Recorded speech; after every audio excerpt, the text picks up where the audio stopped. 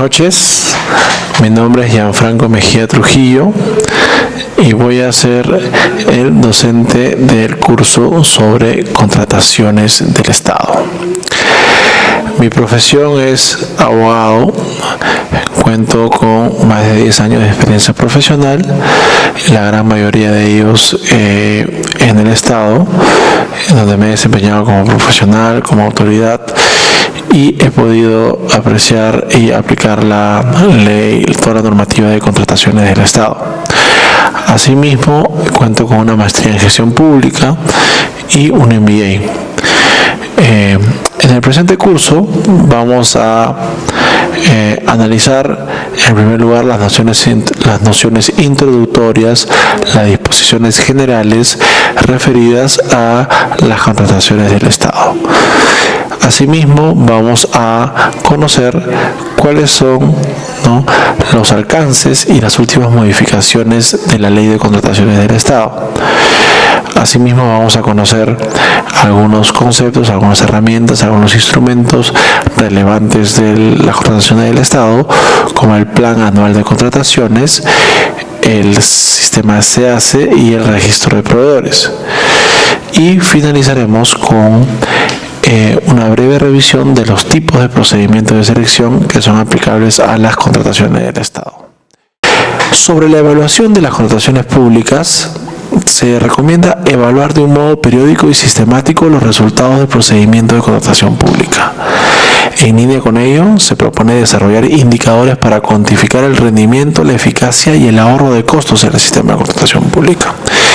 Este aspecto consideramos que es fundamental debido a que es necesario evaluar, como cualquier otra acción por parte del Estado, si realmente sus acciones que involucran un conjunto de recursos públicos están cumpliendo o no su resultado, están cumpliendo o no su meta, lo que se espera, si es eficaz. Por eso es muy importante que, así como cualquier otra acción que realice el Estado, también en este caso se evalúe si realmente el funcionamiento que está teniendo las contrataciones públicas es el más conveniente en términos de los recursos empleados, las alternativas descartadas para usar esos recursos y los resultados concretos que está obteniendo en beneficio de la sociedad y del mercado que participa en estas contrataciones.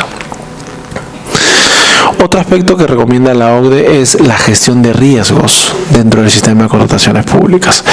En estos casos se recomienda elaborar herramientas de evaluación de riesgos que permitan identificar y abordar amenazas al óptimo funcionamiento del sistema de contratación pública, Y esto obviamente se complementa con dar a conocer las estrategias de gestión de riesgos. Otro aspecto que es muy importante en esa materia es la rendición de cuentas, Se propone establecer un orden jerárquico claro en la supervisión del ciclo de la contratación pública, desarrollar catálogos de sanciones eficaces y aplicables contra el incumplimiento de las normas que regulan la contratación pública, gestionar las quejas de un modo equitativo, ágil y transparente, asegurarse de que los controles internos, incluidos los controles financieros, la auditoría interna y la controles de la gestión, así como los controles y auditorías externos, están coordinados e integrados entre sí y disponen de suficientes recursos. Sobre las finanzas públicas y su vinculación con la contratación pública, la OCDE recomienda racionalizar el gasto de la contratación pública combinando los procedimientos de contratación con la gestión de las finanzas públicas. Asimismo, fomentar la presupuestación y financiación plurianuales, es decir, con más de un año de horizonte, para optimizar el diseño y la planificación del ciclo de la contratación pública.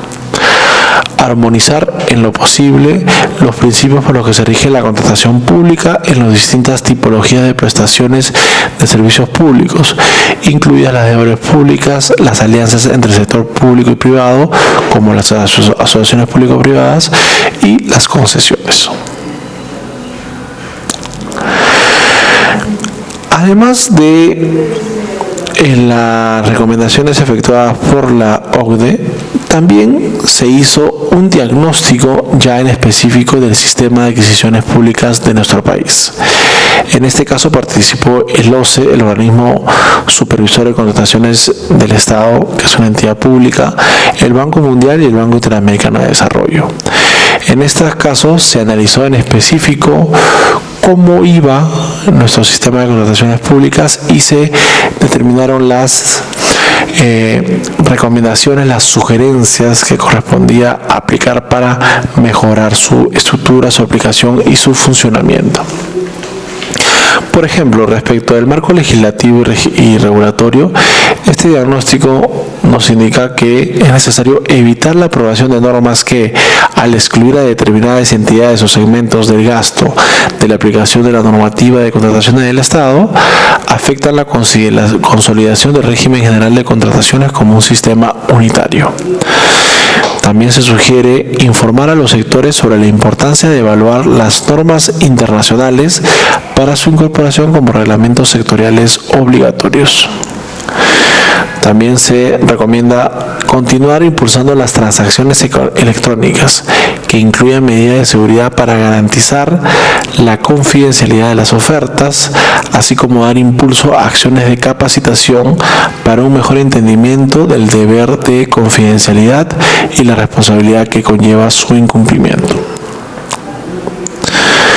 También, siguiendo en esta misma lógica los resultados sobre el marco legal y legislativo regulatorio, se sugiere realizar una evaluación periódica de las disposiciones recogidas tanto en el reglamento de contrataciones como en las directivas aprobadas por el OCE, a efectos de determinar si éstas requieren ser actualizadas o modificadas para que puedan cumplir con su finalidad de orientar a los operadores del régimen de contratación pública. Si bien en el reglamento se desarrollan las herramientas, lineamientos, plazos y procedimientos aplicables en la contratación pública, así como que el OCE ha desarrollado algunos documentos de orientación, se advierte, según este diagnóstico, que en algunos procedimientos y objetos contractuales resulta necesario la emisión de un manual, lineamientos, entre otros, en los que exista un desarrollo complementario de las disposiciones incluidas en el reglamento. Se detalla casuística más recurrente a nivel operativo o los lineamientos y parámetros para la actuación del funcionario. Sobre el marco institucional y la capacidad de gestión, se recomienda que el CEPLAN, ¿no?, que es el Centro de Planeamiento Estratégico Nacional, que es la entidad que se encarga de definir, ¿no?, en conjunto con las demás entidades y sobre la base de las políticas nacionales, cuáles son los objetivos estratégicos, cuáles son las prioridades y cuál va a ser la estrategia bajo la cual se van a cumplir, con la finalidad de engarzar este procedimiento con la determinación y la ejecución de un presupuesto público que lo va a dotar de recursos para dichos objetivos. La idea es que luego de este proceso de asignación de presupuesto, ¿no?, la ejecución implica la participación directa, en este caso, de las contrataciones públicas, ¿no?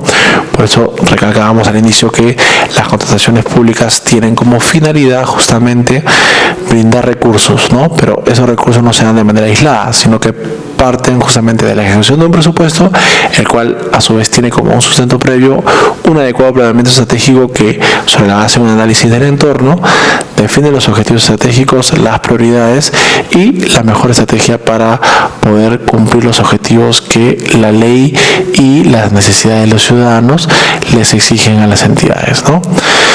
Entonces, la norma establece que CEPLAN emite la normativa y evalúe con el Ministerio de Economía y Finanzas, el MEF, que en esta normativa se puede incluir en la ley presupuesto, ¿no?, medidas justamente que busquen, ¿no?, brindar un mejor marco institucional y capacidad de gestión, ¿no? Sería conveniente que se establezcan medidas de modo que los procesos de contratación priorizados en el Plan Anual de Contrataciones, los PAC de cada entidad, no se alteren, como a veces sucede que se van modificando, que el cambio del plan, ¿no? del plan operativo institucional, el POI, que es otro herramienta de gestión, se ha permitido solo en ciertos casos que se mantengan los principales contratos, ¿no? Para evitar esta distorsión, y disponer de un mecanismo para verificar, ¿no? el grado de cumplimiento de los PAC, en este caso de los planes, de modo de utilizar esa información para promover correctivos, asignar recursos en los siguientes ciclos y eventualmente establecer sanciones. Es decir, convertir al PAC, a los planes anuales de contrataciones, en un mecanismo que nos brinde una retroalimentación, hacerlo más dinámico. Otra sugerencia respecto al marco institucional y capacidad de gestión consiste en optimizar los mecanismos para disminuir la brecha de tiempo entre el registro de un contrato en el SEACE, que es este sistema electrónico de adquisiciones y contrataciones del Estado, y la fecha en la que la entidad registra el compromiso en el SIAF, que es el Sistema Integrado de Administración Financiera y que vincula, ¿no? las necesidades, ¿no? Hay un cuadro de necesidades, ¿no? en el tema logístico y su ejecución con lo determinado en el presupuesto.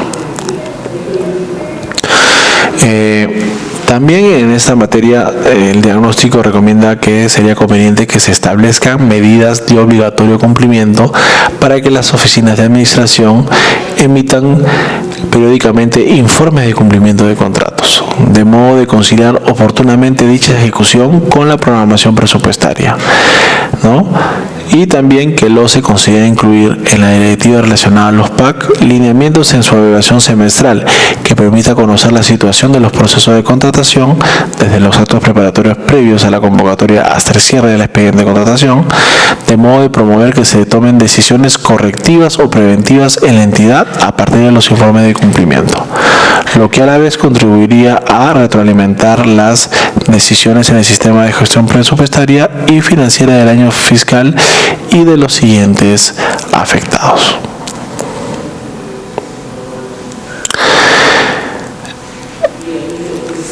Sobre las adquisiciones y prácticas de mercado, el diagnóstico indica que se debe continuar impulsando la implementación del sistema de certificación por niveles con el propósito de establecer un sistema de certificación que permita diferenciar los perfiles y niveles de los profesionales y técnicos certificados, ¿no? En ese sentido, el objetivo será lograr una especialización de los profesionales logísticos, potenciando sus capacidades para prevenir la corrupción, que es un gran problema. La capacitación deberá considerar no solo aspectos normativos, sino también aspectos de gestión. Es decir, no basta, ¿no? y acá lo está reconociendo explícitamente este diagnóstico, no basta conocer las leyes, ¿no? sino también ver cómo establecer mecanismos para encontrar soluciones sobre la base de esas reglas que están vigentes, ¿no? El OCE debe promover las alianzas estratégicas con universidades, particularmente en las regiones con insuficiente oferta de capacitación, y asumir un rol subsidiario en regiones donde no existan universidades u otros centros de capacitación idóneos para convertirse en aliados estratégicos. También se sugiere promover que el OCE y los aliados estratégicos, ¿no? distingan la oferta educativa para los diferentes actores, con especial énfasis en el desarrollo de las capacitaciones en regiones, ¿no? y de esta manera se puedan atender las necesidades de formación e información de los proveedores, integrantes de las áreas usuarias, gestores directos de la norma y de los profesionales que de alguna u otra manera intervienen en los procesos de contratación, como los auditores, fiscales, anticorrupción, jueces, entre otros, tal como se lo está realizando, ¿no? Lo cual podría fomentar el incremento de oferta educativa sobre contrataciones diferenciadas para cada uno de los actores que tienen una demanda particular, ¿no? Y por último, que desde el Estado se diseñen e implementen acciones políticas públicas que promuevan una mayor participación y competencia de los proveedores inscritos en el Registro Nacional de Proveedores, que es este registro en el cual se sistematiza, se ordena, ¿no? se registra la información respecto a todos los proveedores actuales y potenciales que puede tener el Estado para contratar, ¿no? bienes y servicios necesarios para el cumplimiento de sus funciones, ¿no? Además de una intensa capacitación y contratación pública dirigida a los proveedores, es necesario establecer canales de comunicación eficientes para que dichos proveedores tomen conocimiento de las oportunidades de negocio con el Estado. Sobre la integridad del sistema de adquisiciones públicas, que es un tema muy sensible, se recomienda avanzar en el diseño de indicadores cualitativos y cuantitativos que contemplen el análisis de factores que influyen en la actuación dirigente de las entidades y la posible inacción en materia de contrataciones, ¿no? Verificando si estas circunstancias tendrían correlación con las actuaciones de control, ya sea de los OSI, los órganos de control institucional, ¿no? Que son las dependencias de la Contraloría dentro de cada entidad para efectuar un control interno, es decir, verificar el cumplimiento de las obligaciones y determinar la eventual responsabilidad funcional de los funcionarios a cargo de realizar determinadas actividades establecidas en la ley, los auditores externos o la misma Contraloría General de la República, ¿no? Que se encarga de hacer también un análisis de su funcionamiento. Se sugiere a la Contraloría General de la República que optimice la formulación y esperada implementación de recomendaciones de control en dos aspectos: la claridad y asertividad en la formulación de recomendaciones y, por otro lado, la inclusión de la variable duración de la implementación en sus controles. En este mismo tema, se sugiere que la Contraloría General de la República, en coordinación con el Ministerio de Economía y Finanzas y el OCE, desarrolle sinergias con miras a aprobar instrumentos consensuados que fortalezcan el sistema de control interno sobre la base de la identificación, medición y sistematización de mejores prácticas en favor de las acciones de gestión. Se sugiere a la Contraloría General de la República, ¿no?, también que elabore en coordinación con el OCE, elabore un manual de control interno en materia de adquisiciones públicas y se difunda los 3 niveles de gobierno para las adecuaciones institucionales que sean pertinentes para que se cuente con un instrumento que permita desarrollar el control externo de desempeño en materia de adquisiciones públicas, ¿no? Se sugiere además que los miembros de la CAN, que es la Comisión de Alto Nivel Anticorrupción, agoten esfuerzos de manera conjunta con la Contraloría y las Fiscalías destinados a reforzar las capacidades e intervenciones concretas a fin de intervenir, detectar y penalizar actos de corrupción vinculados a las adquisiciones públicas, ¿sí? También se recomienda que las instituciones competentes desarrollen estrategias orientadas a fortalecer las organizaciones de la sociedad civil con la finalidad de que cumplan su rol de vigilancia social, debidamente capacitadas e informadas respecto de los alcances normativos de carácter general y las fronteras de competencia entre las instituciones que fiscalizan el gasto público vinculado a las adquisiciones públicas. Luego, ¿no?, un tercer documento que vamos a revisar brevemente para ir culminando con esta introducción es el referido a la contratación, el documento que hizo la OCDE. Al principio reseñamos las principales recomendaciones que hace la OCDE al sistema de contrataciones públicas en general, pero ahora vamos a revisar el estudio que hizo la OCDE al sistema de contratación pública en nuestro país, ¿sí? En este punto, respecto de la estructura y coordinación del sistema, la OCDE recomendó que se asegure que haya líneas claras de rendición de cuentas entre el Ministerio de Economía y Finanzas, el OCE, Perú Compras, que es una entidad del Estado que se encarga de las compras públicas, y la coordinación entre instancias debe ser fortalecida. También se sugiere asegurar que el monitoreo efectivo de los procesos de adquisiciones a nivel central y subnacional conduzca a una mejoría en la manera que son aplicados los reglamentos de contratación.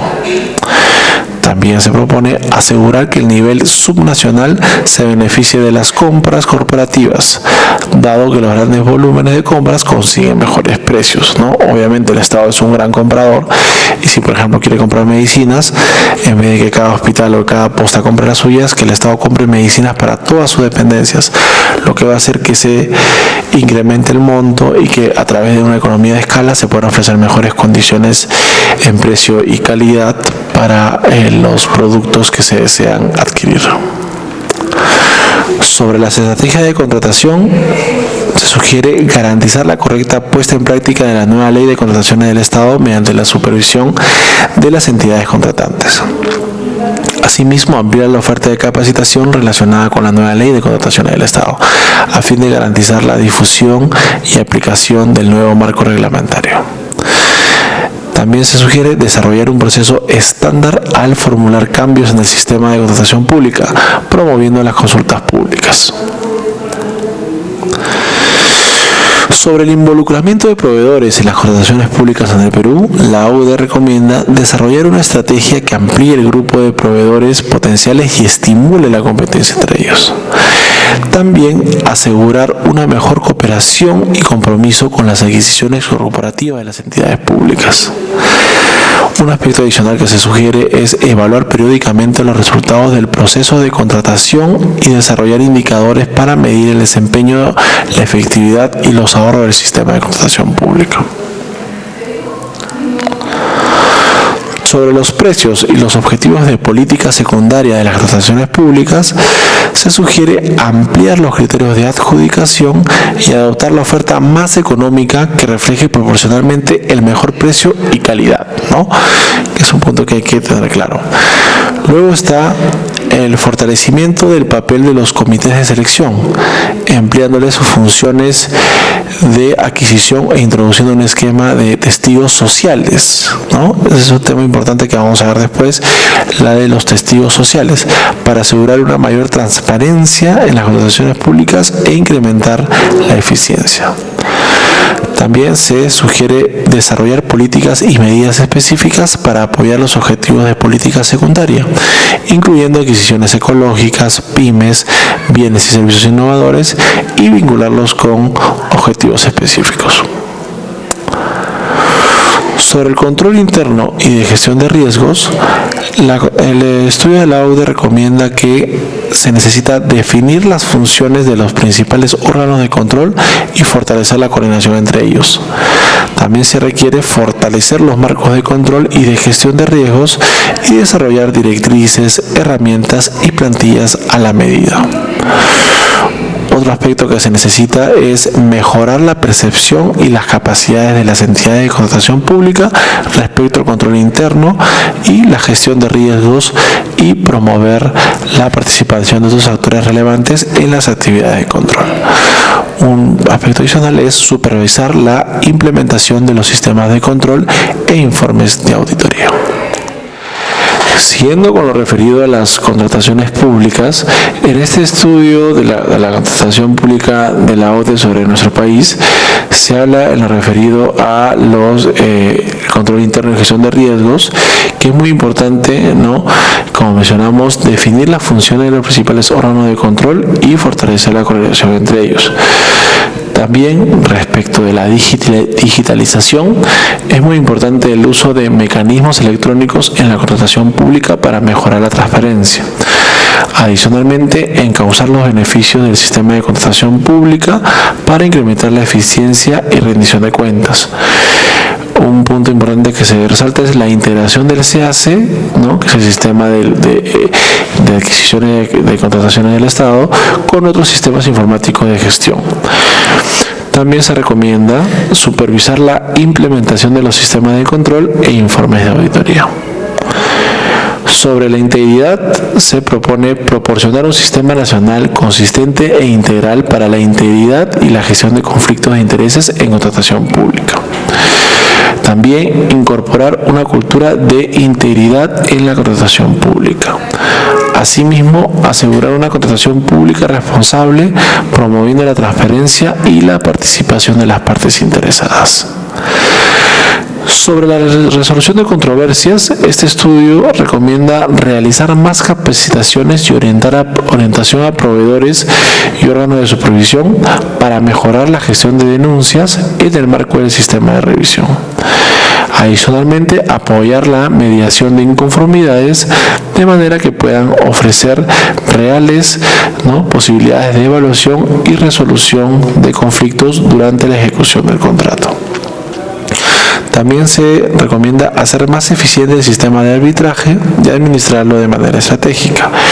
Esto se puede lograr centrándose menos en el manejo de casos y más en la supervisión y el aseguramiento de la calidad del sistema, ¿no? Asimismo, ¿no?, un aspecto adicional para ir complementando esa parte introductoria es lo referido a cuáles son los mecanismos que se han propuesto, ¿no?, en el Estado para garantizar dos de las preocupaciones que se ven muy importantes en las recomendaciones y el diagnóstico que hemos expuesto, que son las relativas a la lucha contra la corrupción en el sistema de contrataciones públicas y lo referido a la promoción de la competencia de los proveedores para adquirir los bienes y servicios por parte del Estado, lo que tiene como sustento pues justamente tratar de conseguir los bienes con mejores precios más bajos, pero no solo eso, sino con condiciones de calidad adecuadas, ¿no? Entonces, respecto a la lucha contra la corrupción, se propone la figura de las veedurías ciudadanas en la contratación pública, ¿no? Que sobre todo tiene un enfoque bastante en las labores de reconstrucción que todavía lamentablemente se siguen realizando en el sur del país. Digo lamentablemente porque se han cometido, los hechos sucedieron en el 2017 y ya vamos cerca de 3 años y todavía las obras no han culminado, ¿no? Entonces, por ejemplo, el Ministerio de Agricultura y Riego, el MINAGRI, estableció una directiva por la cual se planteaban estas veedurías ciudadanas que, como para irlo anticipando, se busca conformar en un testigo social, según lo que planteaba la OCDE, es decir, que además de la empresa, la entidad y la Contraloría que va a supervisar, se presente un actor adicional, en este caso representando a la sociedad civil, para que supervise y verifique, sean los ojos que determinen que todo lo que se hace en ese proceso se hace de manera correcta y no hay indicios de corrupción, ¿no? Entonces, lo que dice esta directiva es que estas veedurías están integradas por miembros de las instituciones representativas de la sociedad civil. Se dispone que actuarán como mecanismo de participación y control social, ejerciendo la vigilancia de los procesos de contratación pública. También se destaca que busca neutralizar y alertar sobre presuntas irregularidades en los procesos de contratación pública, alertando de la existencia de riesgos y efectuando el seguimiento y monitoreo de los informes de avances. Asimismo, se determina que deben asegurar la contratación de bienes, servicios, obras y consultoría de la mejor calidad y al menor precio posible, ¿no? Se dispone además en esta directiva que las veedurías ciudadanas están conformadas por 3 profesionales, un ingeniero, un abogado y un contador, especialistas en materia de contrataciones, designados por los colegios profesionales respectivos. Asimismo, se establece que las pueden integrar los representantes de juntas de usuarios, asociaciones de regantes, entre otros. No pueden ser integrantes aquellas personas con conflictos de intereses en el sentido más amplio, los que se encuentran impedidos de ejercer función pública y los sentenciados por delito de corrupción de funcionarios. Un aspecto a resaltar aquí es que el ejercicio del cargo de veedor ciudadano no es remunerado y no implica relación laboral con el MINAGRI. Aquí un comentario. Si bien la intención es buena de incorporar a un actor adicional que busque ser imparcial, que sean los ojos que representen a la labor de vigilancia de la sociedad civil para alertar justamente a la autoridad, ya sea el MINAGRI o a la misma Contraloría, de que hay unos serios indicios de corrupción, el grave problema que surge es que el ejercicio del cargo no sea remunerado. ¿Por qué? Porque, digamos, la intención es que estas personas, las que conformen, sean expertas en la materia, ¿no? Por ejemplo, si se quiere construir una carretera, los veedores ciudadanos tendrían que ser profesionales especialistas en esa materia. Entonces, para dar una opinión seria sobre el tema, es necesario obligatoriamente incurrir en una inversión de tiempo y de disponibilidad de revisar los documentos, de hacer supervisiones in situ, viajar, acercarse a la zona para analizarlo, lo que va a implicar una inversión de tiempo y recursos. Ahora bien, si esto no va a ser remunerado, la gran pregunta que surge es ¿qué tipo de profesionales van a estar interesados en hacer esta veeduría ciudadana? ¿No? Más aún si se quiere garantizar la efectividad de esta veeduría ciudadana, la lógica es que sean personas profesionales respetados, connotados en su experiencia, que digan algo que realmente haga llamar la atención de la sociedad y de la autoridad para, hasta truncar o cancelar un proceso de inversión o de la realización de una obra pública. Pero si no lo hace, además uno se pone a pensar, estas personas con todo su prestigio y reputación van a involucrarse en una labor respecto de la cual no les van a pagar, pero no solo eso, van a involucrarse en diversos aspectos, porque no van a faltar que también los de la empresa cuestionen a esta persona, ¿no? Se gane pleitos, hasta lo puedan denunciar, ¿no? Por esos factores. Entonces, digamos, la aplicación práctica de esta medida teórica se vería un poco complicada. Quizás una alternativa sea de que no lo financie, o sea, que sea financiado pero que no lo financie ni el Estado ni la empresa, sino de repente un organismo internacional a través de un fondo concursable que no se sepa para qué supervisión específica se está dando, para garantizar que de la forma más transparente y objetiva posible el dinero sea asignado para un fin en específico, ¿no? Y se vea la mejor forma de conseguir este objetivo sin mayores inconvenientes, ¿no? En México hay una experiencia similar que podría aplicarse y revisarse para verificar si realmente esta situación se puede llegar, digamos, a buen puerto y se puede aplicar, porque, digamos, dado que todos los diagnósticos resaltan bastante el problema de la integridad y la corrupción en las contrataciones públicas, se requeriría de alguna medida que busque reducir ese riesgo, ¿no? Y brindar una imagen de mayor transparencia y evitar todas las complicaciones que trae consigo la generación de corrupción, ¿no? O faltas a la integridad por parte de las contrataciones públicas, ¿no? Entonces,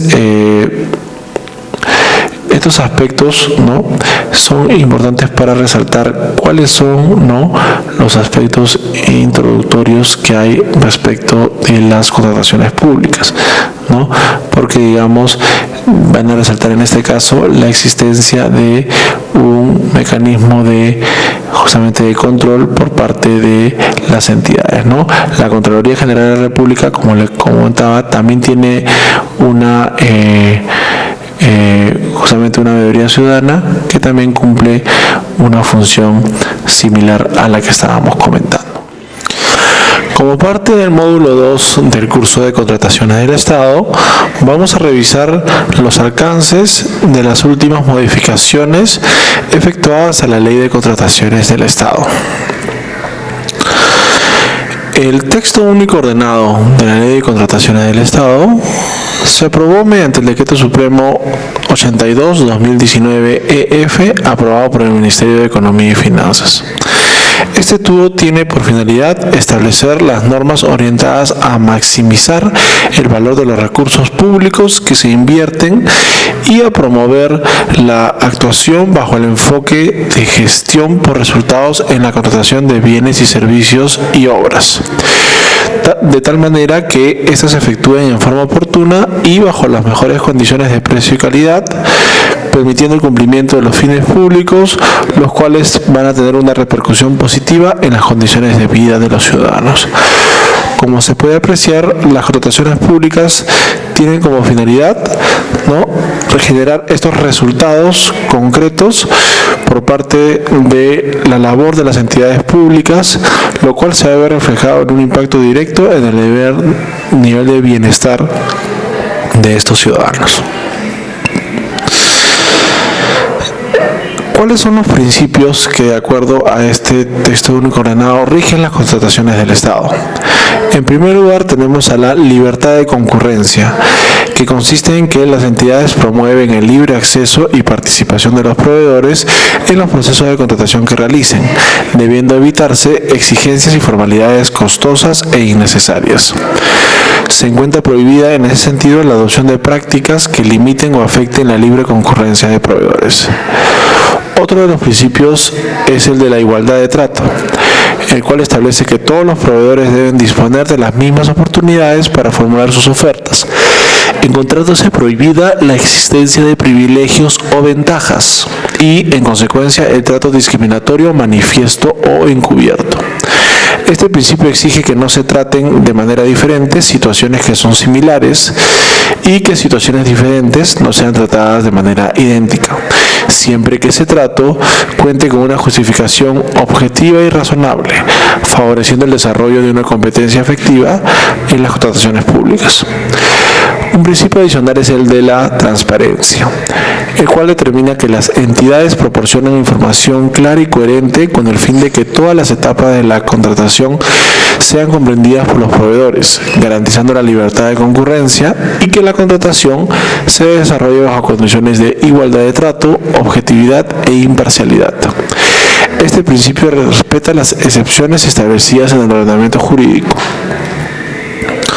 como por ejemplo lo referido al secreto comercial y tributario de parte de las empresas postores en el marco de los procesos de selección. Otro principio es el de publicidad, que determina que el proceso de contratación debe ser objeto de publicidad y difusión con la finalidad de promover la libre concurrencia y competencia efectiva, facilitando la supervisión y el control de las contrataciones.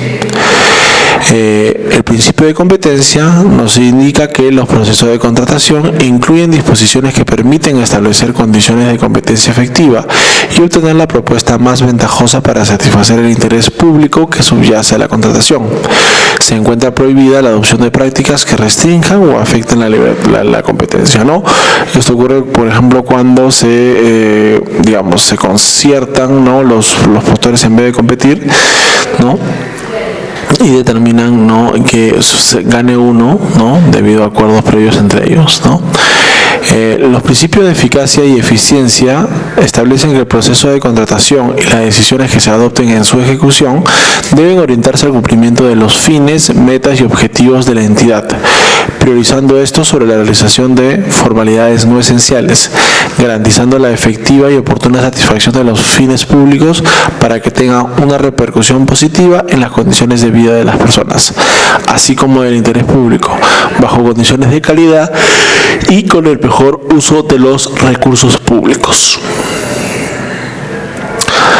El otro principio es el de vigencia tecnológica, el que determina que los bienes, servicios y obras deben reunir las condiciones de calidad y modernidad tecnológicas necesarias para cumplir con efectividad la finalidad pública para los que son requeridos, por un determinado y previsible tiempo de duración, con posibilidad de adecuarse, integrarse y repotenciarse, si fuera el caso, con los avances científicos y tecnológicos. Un principio adicional es el de sostenibilidad ambiental y social, que determina que en el diseño y desarrollo de la contratación pública se consideran criterios y prácticas que permitan contribuir tanto a la protección medioambiental como social y el desarrollo humano. El principio de equidad define que las prestaciones y derechos de las partes deben guardar una razonable relación de equivalencia y proporcionalidad, sin perjuicio de las facultades que corresponden al Estado en la gestión del interés general. Un principio importante, ¿no?, en atención a lo que hemos venido hablando, es el de integridad, que establece que la conducta de los partícipes en cualquier etapa del proceso de contratación está guiada por la honestidad y veracidad, evitando cualquier práctica indebida, la misma que, en caso de producirse, debe ser comunicada a las autoridades competentes de manera directa y oportuna. ¿Cuál es el ámbito de aplicación de este texto único ordenado de la Ley de Contrataciones del Estado? Se encuentra comprendido dentro de los alcances del TUO, bajo el término genérico de entidad, los ministerios y sus organismos públicos, programas y proyectos adscritos. También el Poder Legislativo, Poder Judicial y organismos constitucionalmente autónomos. Tenemos también a los gobiernos regionales y sus programas y proyectos adscritos. De igual manera, los gobiernos locales y sus programas y proyectos adscritos. Las universidades públicas, las juntas de participación social, las empresas del Estado pertenecientes a los 3 niveles de gobierno, los fondos constituidos total o parcialmente con recursos públicos, sean de derecho público o privado. ¿Cuáles fueron las últimas modificaciones, ¿no?, e incorporaciones normativas a este texto único ordenado de la Ley de Contrataciones del Estado? Mediante el Decreto Legislativo 1044, publicado el 16 de septiembre de 2018 en el Diario Oficial del Peruano, se efectuaron modificaciones a la Ley de Contrataciones del Estado. A continuación revisaremos las principales modificaciones e incorporaciones normativas. Las sociedades de beneficencia pública ya no tendrán que contratar bajo la Ley de Contrataciones del Estado, al no formar parte de la administración pública. ¿Sí? Se descartan, se retiran a las sociedades de beneficencia pública. Después se ha precisado que las personas jurídicas cuyos integrantes formen o hayan formado parte de personas sancionadas con inhabilitación para contratar están impedidas de contratar con el Estado. Las entidades podrán contratar directamente en caso de caducidad de un contrato de asociación público-privada bajo el supuesto de desabastecimiento con la finalidad de garantizar la continuidad del servicio. Las actuaciones preparatorias, es decir, todo lo que se realiza antes de la convocatoria para la adjudicación del contrato, también puede estar a cargo de organismos internacionales que estén debidamente acreditados. Se ha establecido la reincorporación del concepto de valor estimado para la contratación de bienes y servicios, dejando de lado el de valor referencial para obras, ¿no? Dejando el de valor referencial para obras. Se ha eliminado la prohibición para que el titular de la entidad estatal delegue en el siguiente nivel del organigrama la decisión de aprobar modificaciones contractuales. Se excluye del ámbito de aplicación de la ley a las contrataciones que se sujetan a regímenes especiales, por ejemplo, en las contrataciones de Petroperú. Se excluye de la supervisión del OCE, el organismo de supervisión de las contrataciones estatales, a las contrataciones estatales que realice el Estado peruano con otro Estado, y elimina la exclusión relacionada con la contratación más ventajosa dentro del Sistema Nacional de Salud. Regula las compras corporativas mediante un proceso de selección único, a fin de alcanzar condiciones más ventajosas para el Estado, a través de la agregación de la demanda, ¿no? Establece que las entidades deben participar de las compras corporativas a cargo de la Central de Compras Públicas. La entidad podrá formar comités de selección, que son órganos colegiados encargados de seleccionar al proveedor que brinde los bienes, servicios u obras requeridas por el área usuaria a través de determinada contratación. Para iniciar la ejecución de una obra que requiera supervisión, la entidad puede designar un inspector de obra o un equipo de inspectores, en tanto se contrata al supervisor de la obra. Se incorporan nuevos impedimentos para ser participantes, postores, contratistas y o subcontratistas. Por ejemplo, las personas que se encuentran comprendidas en las listas de organismos multilaterales de personas y empresas no elegibles para ser contratadas. La licitación pública se utiliza para la contratación de bienes y obras, y el concurso público para la contratación de servicios. Se eliminan las modalidades mixtas del ámbito del concurso público. Se establece que la entidad puede rechazar toda oferta que supera la disponibilidad presupuestal del procedimiento de selección, siempre que haya realizado las gestiones para el incremento de la disponibilidad presupuestal y que éste no se haya podido obtener. Tratándose de ejecución o consultoría de obras, la entidad rechaza las ofertas que se encuentran por debajo del 90% del valor referencial o que excedan más del 10%. En este último caso, las propuestas que excedan el valor referencial en menos del 10% serán rechazadas si no resulte posible el incremento de la disponibilidad presupuestal. También se dispone que mediante decreto supremo se establecerán reglas especiales para la contratación de bienes, servicios y obras para la rehabilitación y reconstrucción de zonas afectadas por desastres naturales. El supervisor de obra estará obligado a remitir a la Contraloría y al OCE los informes y opiniones respecto de las adicionales de obra, mayores gastos, variación del calendario de obra y ampliación del plazo, según la directiva que aprobará el OCE. Los profesionales técnicos y árbitros encargados de las contrataciones no podrán acceder al banco de preguntas del OCE para ser evaluados, por tratarse de información que se encuentra excluida de la Ley de Transparencia. Y por último, para finalizar estas últimas incorporaciones normativas, se dispone que excepcionalmente el Sistema Nacional de Salud puede adquirir bienes de proveedores no domiciliados siempre que sea más ventajoso, no aplicándose las disposiciones de la presente ley, o sea, del TUO.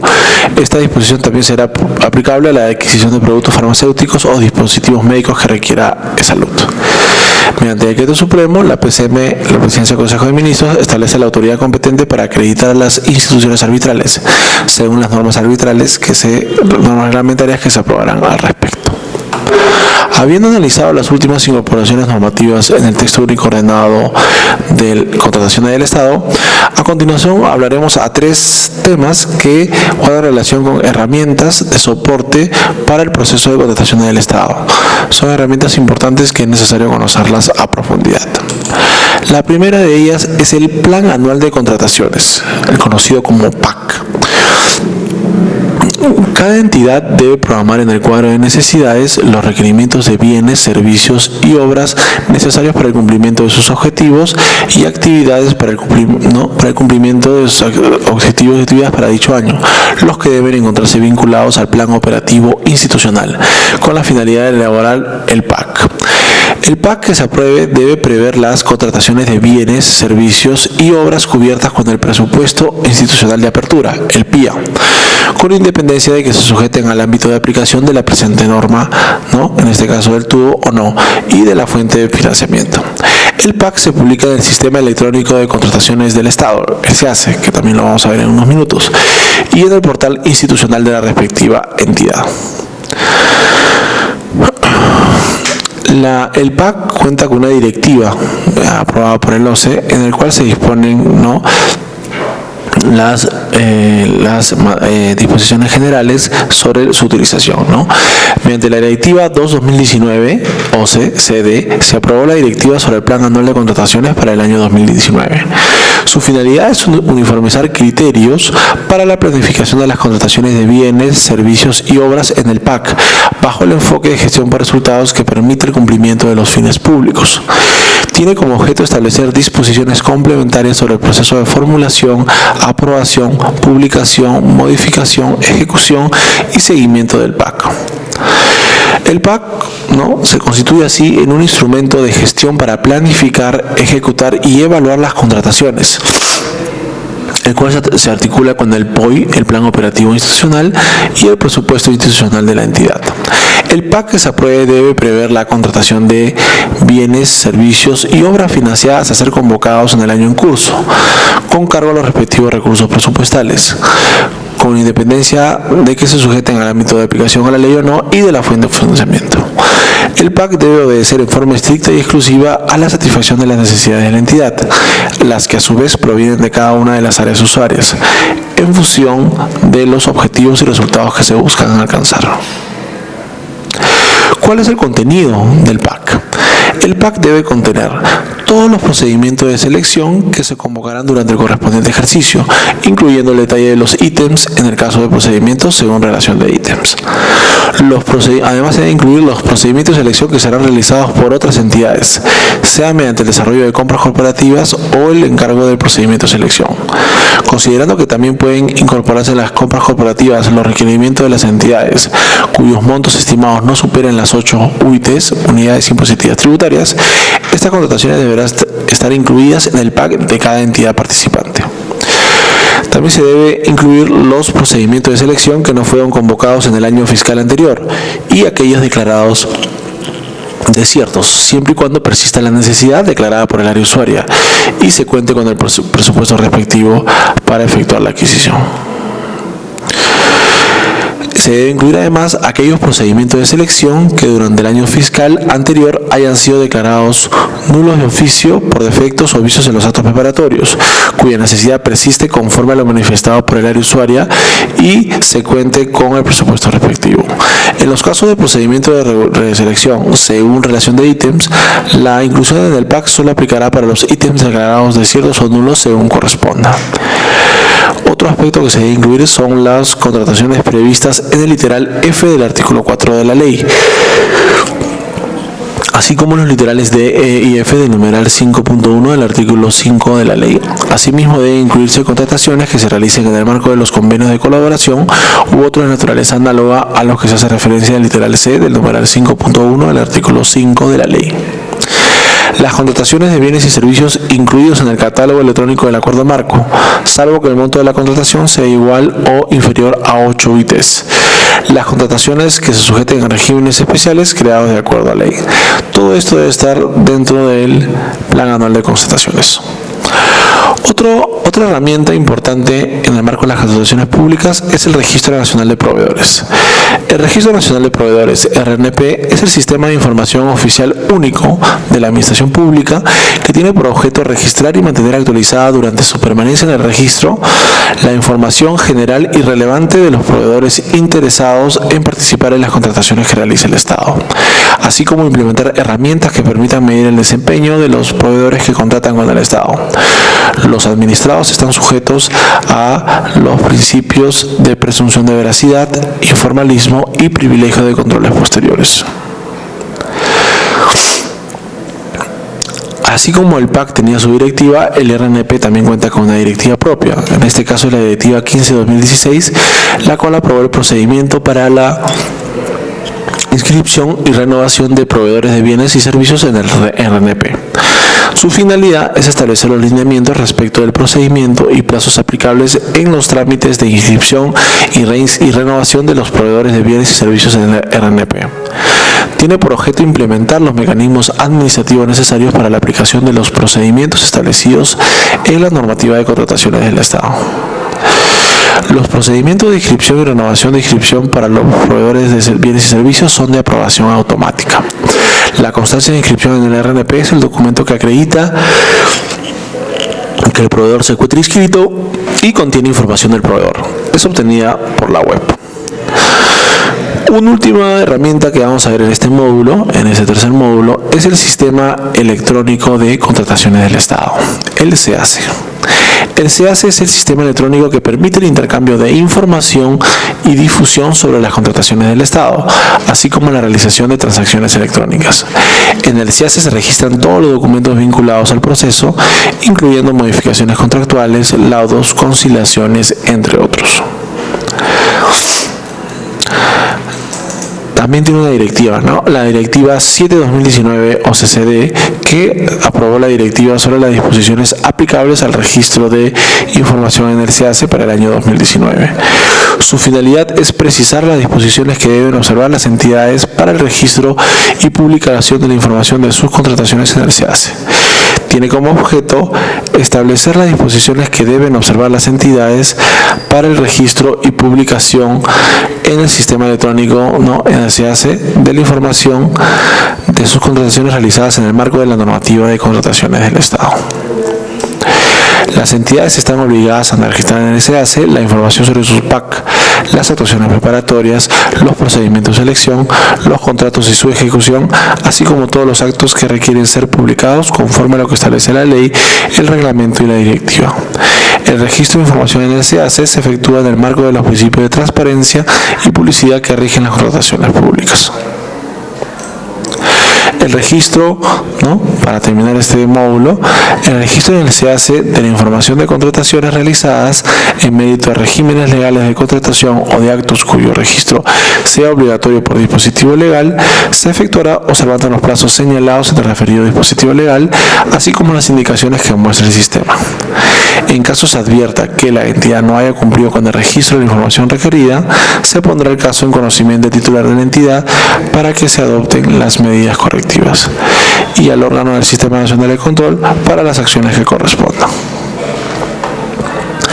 Para finalizar el diplomado, como cuarto y último módulo, vamos a hablar de los procedimientos de selección que se emplean en las contrataciones públicas. De acuerdo con la normativa, son 4 los principales procedimientos de selección: la licitación pública, el concurso público, la adjudicación simplificada y la selección de consultores individuales. En base a que se va a determinar el procedimiento, se realiza la atención al objeto de contratación, el valor estimado o valor referencial, las condiciones para su empleo. En el caso de las contrataciones que involucren un conjunto de prestaciones de distinta naturaleza, el objeto se determina en función a la prestación que represente mayor incidencia porcentual en valor estimado y o referencial. Vamos a empezar con la licitación pública y concurso público para servicios en general.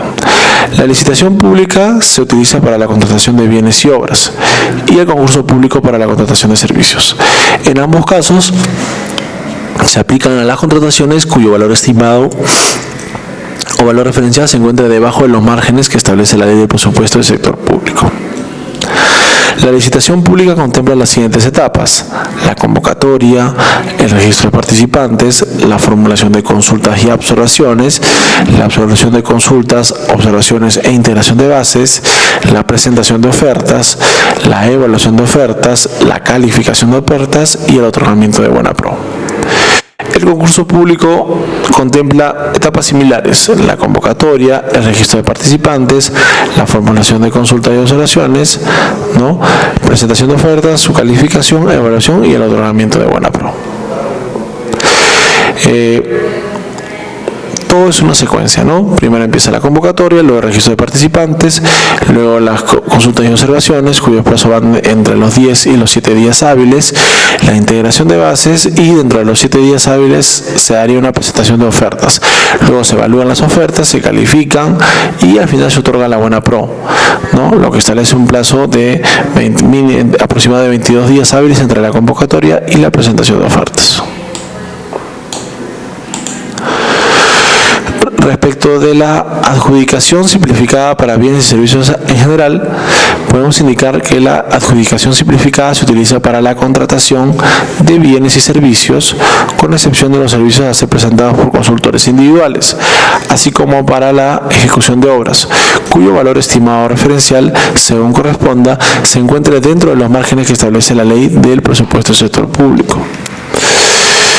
¿Cuáles son las etapas de la adjudicación simplificada? Tenemos a la convocatoria, al registro de participantes, la formulación de consultas y observaciones, la absolución de las consultas, observaciones e integración de bases, la presentación de ofertas, la evaluación y calificación y el otorgamiento de la buena pro. De manera similar a la licitación pública de los concursos, hay un procedimiento y un flujograma donde se establecen plazos más cortos, ¿no?, 2 días hábiles, 1 día hábil, 3 días hábiles para la mayoría de plazos procedimentales, con la finalidad de hacer mucho más expeditivo este procedimiento. Y por último, dentro de las 4 modalidades que hemos reseñado, tenemos a la selección de consultores individuales.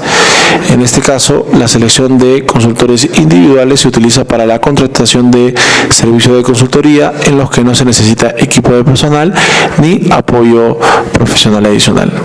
Y en tanto, la experiencia y las calificaciones de la persona natural que preste el servicio son los requisitos primordiales para atender la necesidad, conforme a lo que establece el reglamento, siempre que su valor estimado se encuentre dentro de los márgenes que establece la ley de presupuesto público.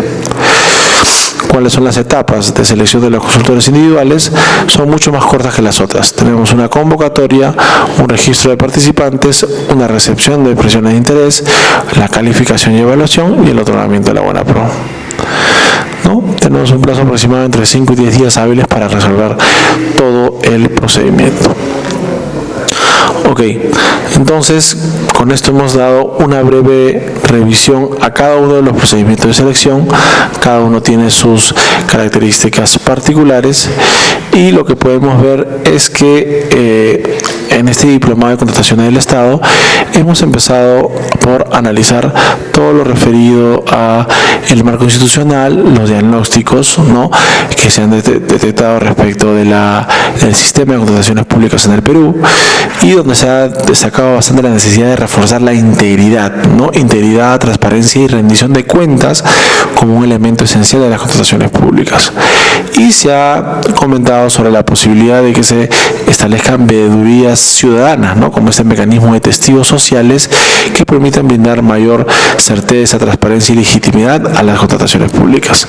Resaltábamos, sin embargo, que a pesar de las bondades o los beneficios que puede traer este mecanismo de las veedurías ciudadanas, se representa una complicación respecto a la posibilidad de que al ser un trabajo ad honorem, los profesionales que decidan involucrarse puedan no estar muy animados en caso de que tengan una referencia o que deseen involucrar tiempo para conseguir ese objetivo, ¿no? Una propuesta que se sugiere es que sea financiado por un organismo internacional a través de un fondo concursable en el cual no se va a conocer a qué proyecto en específico se va a dirigir.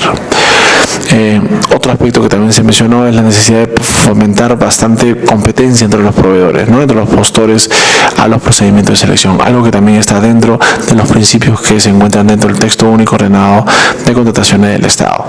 Sí, hemos visto además que existen muchas incorporaciones normativas que buscan flexibilizar, hacer más rápido, más eficiente y eficaz la gestión de las contrataciones públicas en el entendido de que sirven para generar valor público en la sociedad, es decir, una gestión por resultados concretos como parte del cumplimiento de los objetivos estratégicos de las entidades que tengan un impacto directo en el nivel de bienestar de los ciudadanos, ¿no? Se ha visto además la vinculación entre el PAC, el Plan Anual de Contrataciones, el uso del CAC y el RNP, ¿no?, para operar el sistema de contratación del Estado sobre la base de un cuadro de necesidades y el presupuesto institucional de apertura. ¿Sí?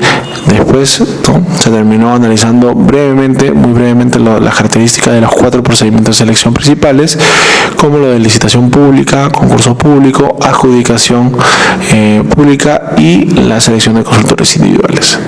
Esperamos que con estos conceptos ustedes puedan haber conseguido las ideas fundamentales y básicas sobre las contrataciones del Estado, un aspecto que es muy importante para garantizar que las entidades cumplan sus objetivos y al menor costo posible sobre la base de una adecuada gestión de los recursos públicos de nuestro país. Muchas gracias.